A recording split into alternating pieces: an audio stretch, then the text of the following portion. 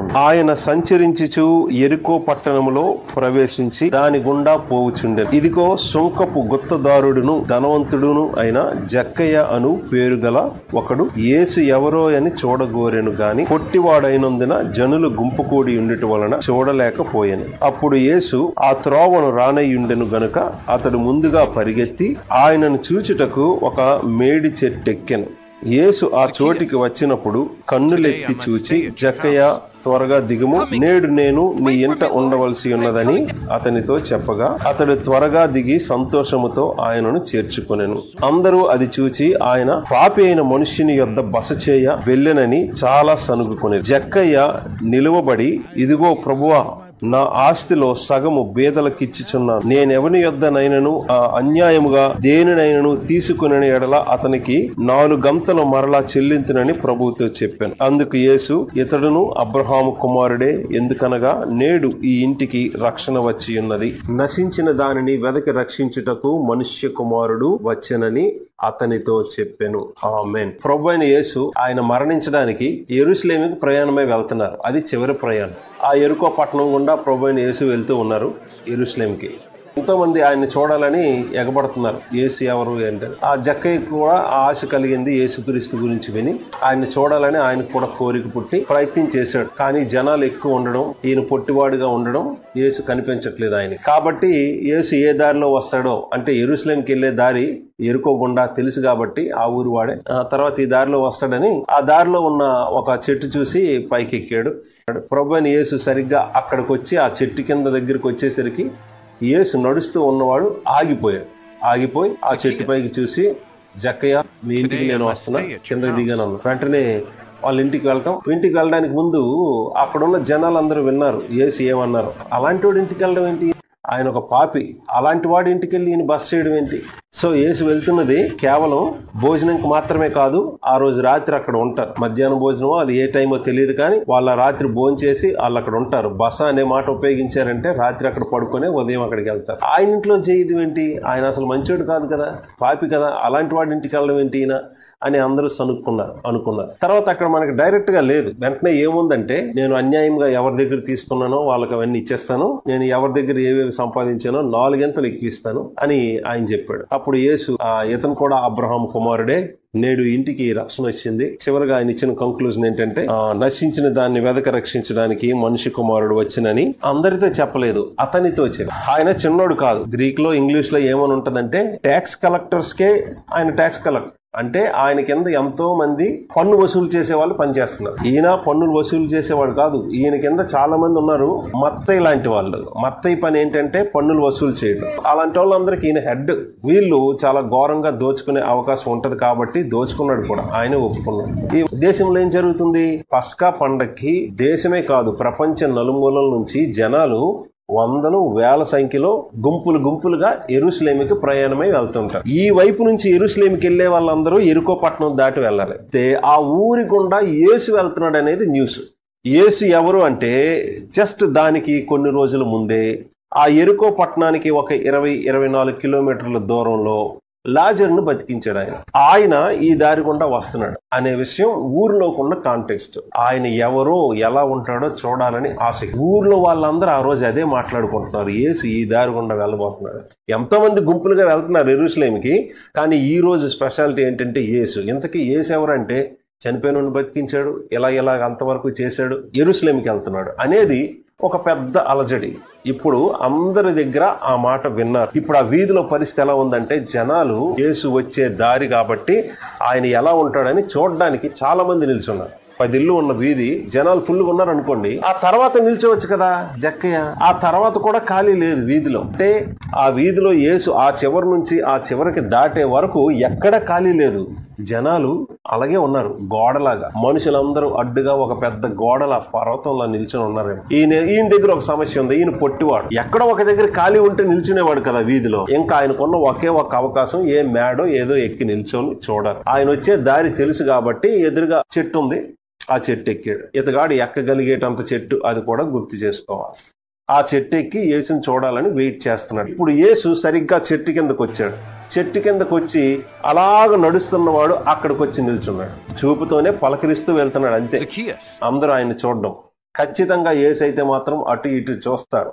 ఎవరిని చూడకుండా పట్టించుకోకుండా ఇలా వెళ్ళిపోయే రకం కాదు ఆయన.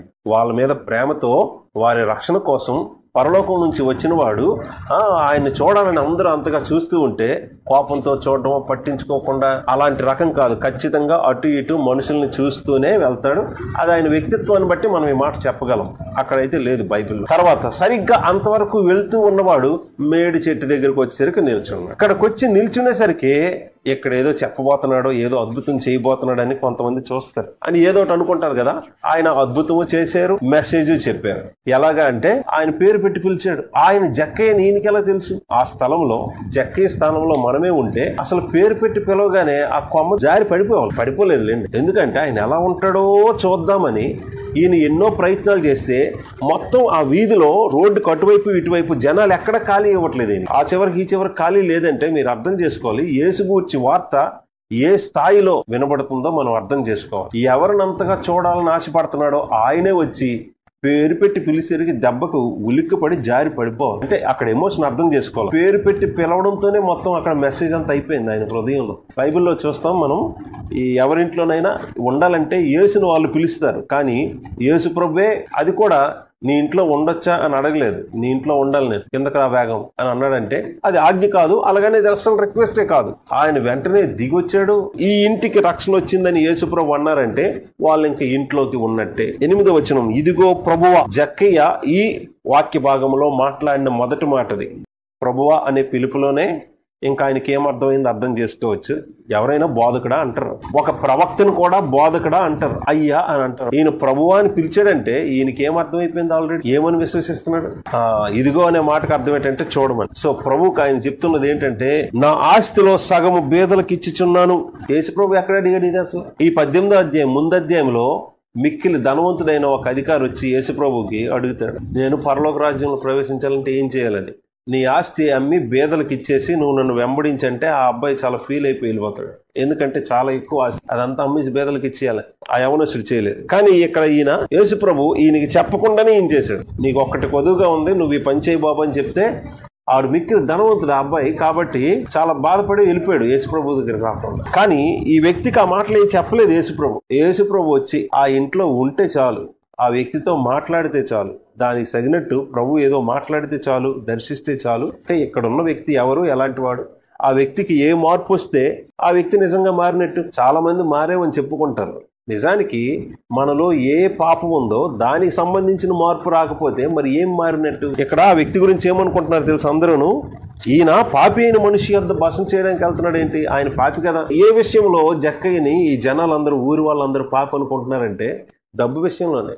ఆ డబ్బు సంపాదించే విషయంలో ఈయన ఎంత అన్యాయంగా ఉంటాడో, ఎంత కఠినంగా ఉంటాడో, ఏ మాత్రం దయ కనికరం లేకుండా డబ్బే ముఖ్యం, ఆ డబ్బు కోసం అన్యాయంగా ఇంకెలా ప్రవర్తిస్తాడో ఆ విషయంలోనే ఊరి వాళ్ళందరూ ఇతగాడు పాపి. ఈ విషయంలోనే ఒకవేళ దేవుని బట్టి ఎవరికైనా రక్షణ వచ్చింది, మారారు అంటే ఏ విషయంలో మారినట్లు? మనం ఏ పాపం విషయంలో పాపులమని మనకి తెలుసో, ప్రపంచానికి తెలుసో, మన సొంత వాళ్ళకి తెలుసో, ఆ విషయంలో మార్పు కలగకపోతే మార్పు జరిగినట్టు. ఇదిగో రక్షణ వస్తే అంటే ఆ ఇంటికి యేసు ప్రభు వస్తే, ఆ మనిషికి యేసు ప్రభు ఎవరో తెలిస్తే, ఆయనతో వ్యక్తిగతమైన సంబంధం ఏర్పడితే ఆ మనిషి చేసే పని ఇదే. ఏంటది? నా ఆస్తిలో సగం బేదలకు ఇచ్చిచున్నాను. ఆ మిగతా సగంలో ఏం చేస్తున్నాడు తెలుసా? ఎవని యొద్ద నేను అన్యాయముగా దేనినైనా తీసుకున్నానో అతనికి 4 గింతలు మరలా చెల్లిస్తానన్నాడు. 4 గింతలు చెల్లించడం ఏంటి? ఈయన యూదుడు, ఇశ్రాయేల్ దేశస్థుడు. ధర్మశాస్త్రంలో ఏమని ఉందో తెలుసా అండి? ఎవరి దగ్గరైనా డబ్బు అన్యాయంగా మనం తీసుకుంటే, మీ దగ్గర నేను 100 రూపాయలు తీసుకున్నాను అనుకోండి, అన్యాయంగా 100కి మరొక 5 రూపాయలు కలిపి ఇవ్వాలి. మీ ఇంట్లో ఉన్న ఏదైనా పశువును నేను దొంగిలించి చంపుకొని తినేసాను అనుకోండి, అప్పుడు నేను దొరికిపోయాను. అప్పుడు నేను తిరిగి ఎంత ఇవ్వాలి తెలుసా? ఆ పశువు విలువ 5,000 అయితే దానికి 4 గింతలు ఎక్కువ ఇవ్వాలి. అంటే 5కి మరొక 4 గింతలు 20,000 రూపాయలు ఇవ్వాలి. నేను మీ ఇంట్లో ఉన్న ఆవును ఏదో దొంగిలించాను, కానీ ఇంకా చంపేసి తినేలేదు, ఇంకా అది బతికే ఉంది. ఈలోగా దాన్ని దాన్ని పట్టుకున్నారనుకో, అప్పుడు ఎంత ఇవ్వాలంటే దాని విలువ 5,000 అయితే దానికి మరో 10,000 కలిపి ఇవ్వాలి. అంటే 2 గింతలు ఎక్కువ ఇవ్వాలి. అంటే 5,000 అయితే దానికి ఇంకొక 5,000 వేసి ఇవ్వాలి. దానికి నిజానికి ఎంత ఇవ్వాలి? ఆయన తీసుకున్న దానికి వడ్డీ 5 రూపాయలు వాటా కలిపి ఇవ్వాలి. కానీ 4 గింతలు ఎక్స్ట్రా చేసి ఇస్తున్నాడంటే తన పాపం ఎంత ఘోరమైందో ఆయనే చెప్పుకుంటున్నాడు, ఆయనే ఒప్పుకుంటున్నాడు. నా పాపం చిన్నది కాదు, చాలా పెద్దది.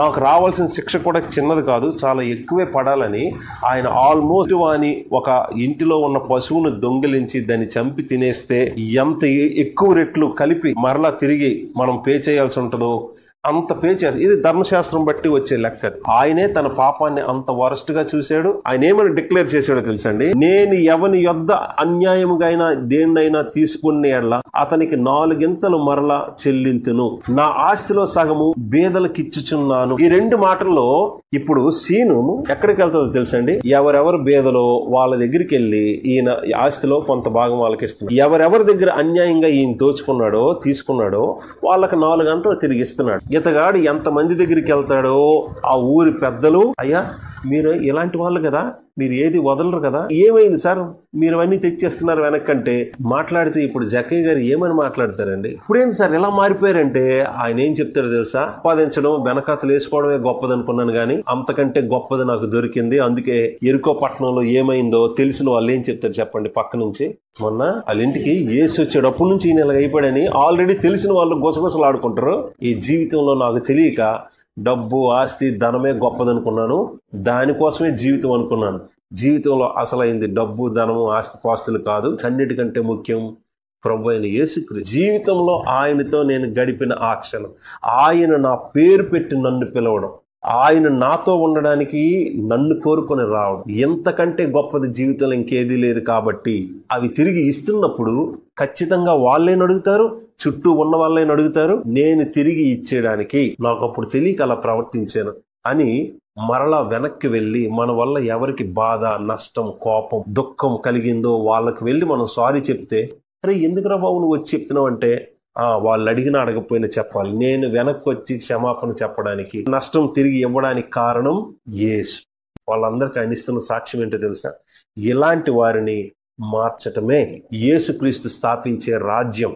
అందరూ ఏమనుకుంటున్నారు, ఇప్పుడు అసలు విషయం చెప్పలేదు కదా, యేసును చూడాలని ఎందుకు జనాలు అలా పోటీ పడుతున్నారంటే, రోమా ప్రభుత్వాన్ని తీసి ఇజ్రాయెల్ దేశానికి సొంత గవర్నమెంట్ ప్రభుత్వాన్ని స్థాపించడానికి క్రీస్తు ఇశ్రాయేలు రాజు వచ్చాడు.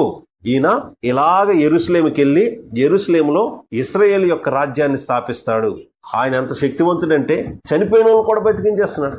ఏ అద్భుతమైన మాటతో చేస్తాడంటే, ఏ అద్భుతం చేసి ఇశ్రాయేలు దేశానికి రాజ్యాన్ని ఇచ్చి రాజుగా పరిపాలిస్తాడో, ప్రవక్తల ద్వారా పాత నిబంధనలో చెప్పబడిన ప్రవచనం వాగ్దానమైన క్రీస్తు రాజ్యం, దేవుని రాజ్యం ఇదిగో ఇవ్వడానికే స్థాపించడానికే వచ్చాడని అందరూ చూస్తుంటే ఆయన ఏం చేశాడో తెలుసా, యెరూషలేంకి వెళ్ళి గవర్నమెంట్ మార్చలేదు, ఆయన చనిపోయాడు. ఆయన రాజ్యం స్థాపించేది మొదటగా వాళ్ళు అనుకున్న రాజ్యం కాదు, మొదటగా ఒక మనిషి జీవితాన్ని కట్టడం.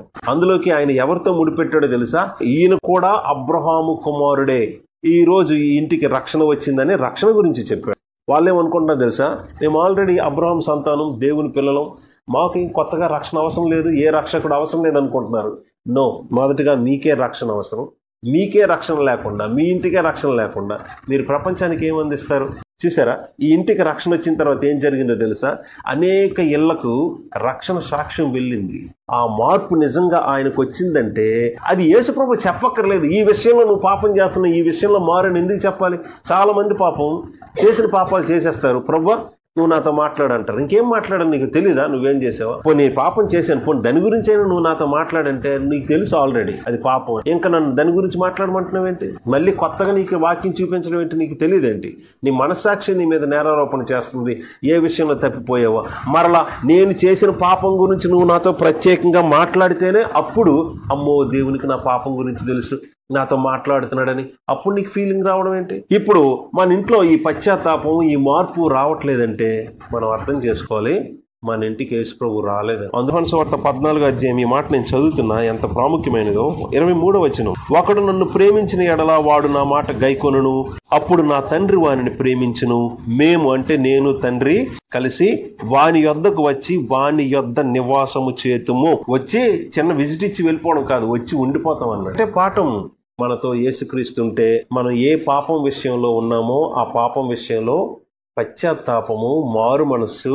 ఇదిగో మన జీవితాల్లో కొన్ని పాపాల వలన మన మాటల వలన మన తీరు వలన ఎవరో బాధపడ్డారు, మన వల్ల ఆల్రెడీ డ్యామేజ్ జరిగిపోయింది. రివర్స్ చేయగలిగేవి అయితే కనీసం చేయగలిగేటట్లు మనం ప్రయత్నించాలి. అవేవి జరగట్లేదంటే మరి ఏం మారినట్టు? ఏమీ మారలేదంటే మరి యేసుప్రభు మన ఇంటికి వచ్చినట్ట కానట్ట, ఆ ఇంటికి రక్షణ వచ్చినట్ట లేనట్ట. రక్షణ వచ్చిన వాళ్ళందరికీ ఏం జరుగుద్దంటే మార్పు జరుగుద్ది. అబ్రాహాము సంతానం అయితే రక్షణ పొందుతారు.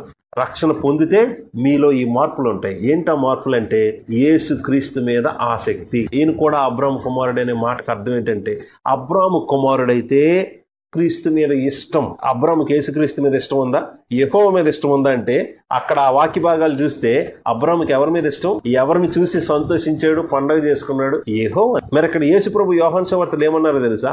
అబ్రాహాము నన్ను చూడాలని ఎంతో ఆశపడ్డాడు, నన్ను చూసి మిక్కిలి ఆనందించాడు. మీరు అబ్రాహాము సంతానం అయితే నా మీద ఇష్టం ఉంటుంది. మీకు నన్ను చూసినందుకు, కలుసుకున్నందుకు మీరు సంతోషించి గెంతులు వేయాలి. ఆ సంతోషంలో మీరు ఈ లోకంలో ఉన్న ఏది కూడా ఎక్కువని ఎంచుకోకుండా జక్కేలా మారిపోవాలి. ఇంతవరకు మీ జీవితం దేని మీద పిచ్చి కోరిక కలిగి ఉన్నారో ఆ పిచ్చి కోరికలు అంటే శోధనలు, బలహీనతలు పటాపంచలైపోతాయి. ఆ విషయంలో మీకు మీ హృదయంలో గొప్ప మార్పు కలుగుతుంది. ఇంతవరకు మన ఇంట్లో ఆ మార్పు జరగలేదంటే మన ఇంట్లోకి ప్రభు వచ్చాడో లేదో ప్రశ్నించుకోవాలి. ఈ గొప్ప సాక్ష్యం ఎన్ని ఇళ్లకు వెళ్ళిందో చూడ. ప్రభు అయిన యేసు వచ్చి ఈయన పరిస్థితి మార్చాడు. ఈయన ద్వారా ఎవరైతే అంతవరకు దుఃఖపడ్డారో వాళ్ళందరి కుటుంబాలకి సంతోషం ఇచ్చాడు. చూసారా ప్రభు అయిన యేసు ఏం చేశారో? ఇజ్రాయేల్ కూడా అందుకే ఉంది, క్రైస్తవులు కూడా అందుకే ఉన్నారు. రాజకీయంగా దేశం యొక్క పరిస్థితి మార్చేయాలనుకుంటున్నారు కానీ నేను మారాలి, నా పరిస్థితి మారాలని ప్రజలు గుర్తించట్లేదు. నువ్వు అన్యాయంగా దోచుకున్నవన్నీ నువ్వు వెనకాతలకు ఇచ్చిస్తే నీకు మరలా నేను గొప్ప ఆశీర్వాదం ఇస్తాను. యేసుప్రభు ఆ మాట చెప్పలేదు. అరే యేసుప్రభు కంటే గొప్ప ఆశీర్వాదం ఏది లేదనేదే కదా ఈ వాక్య భాగం యొక్క సందేశం. జక్కయ్య ఎవరెవరిని కలుసుకున్నాడో వాళ్ళకే కాదు, ఎవరెవరి ఇంటికి తీసుకెళ్లి వెనక్కి రిటర్న్ చేసాడో వాళ్ళకే కాదు, ఈ 2000 సంవత్సరాలుగా బైబిల్లో దేవుడు ఆయన గురించి ఆ 10 వచనాలు రాయించడం, ఇదిగో ఎంతమంది బైబిల్ తెలిసి చదువుతున్నారో అంతమందికి సేవకుడే, అంతమందికి సాక్ష్యం ఇస్తున్నాడు. ఇస్తున్న సాక్ష్యం ఏంటో తెలుసా? ఆ ఒక్క మెసేజ్ ఏంటో తెలుసా?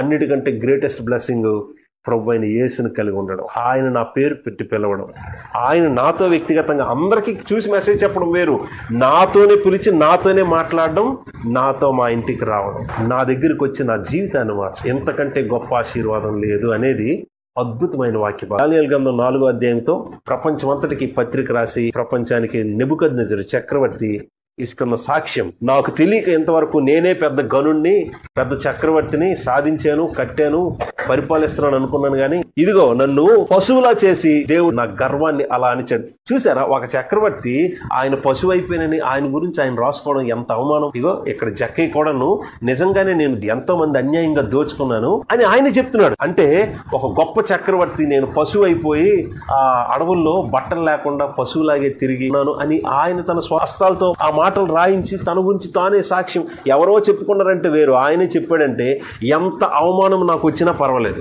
ఆశీర్వదించి తన చిత్తాన్ని నెరవేరుస్తూ ఉన్న పరలోకమందున్న దేవుడు, ఇశ్రాయేలీల దేవుణ్ణి వ్యక్తిగతంగా జీవితంలో ఎరగడం, అదే అన్నిటికంటే అసలైన ఆశీర్వాదం.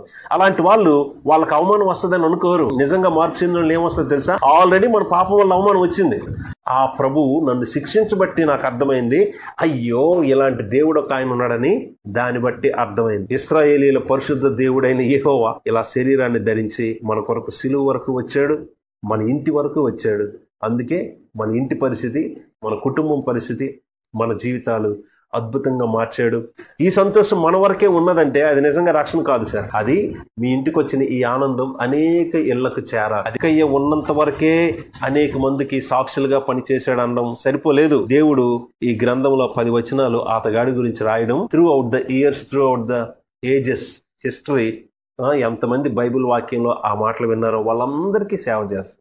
యేసు ప్రభు ఎవరో మీకు అర్థమైంది, విశ్వసిస్తున్నారు, ఆయన మీద ప్రేమ, ఇష్టం, సంతోషం ఉందంటే ఆయన మీ పేరు పెట్టి పిలిచాడు, మీరు ఆయన సొత్తు, మిమ్మల్ని విమోచించాడు, ఇంకా గొప్ప కార్యాలకి ఆయన మనం సిద్ధపరుస్తున్నాడు. ప్రభు కొరకు మంచిగా బలంగా సాక్ష్యం ఇచ్చి ప్రభు తీసుకొచ్చిన ఆ మార్పుని మనం ఇతరులతో పంచుకొని ప్రభు మన జీవితానికి తెచ్చిన ఆనందాన్ని ఇతరులకి చేరవేయాలి, పంచాలి. రక్షణ యొక్క ఫలం ఇది, ఫ్రూట్ ఆఫ్ సాల్వేషన్ అంటారు. మనం బ్రతికినంత వరకే కాదండి మన పరిచర్య ఉండేది, తర్వాత తరానికి కూడా నిలిచి ఉండే ఫలము ఫలించినట్లు ప్రభు మనల్ని ఆశీర్వదించును గాక.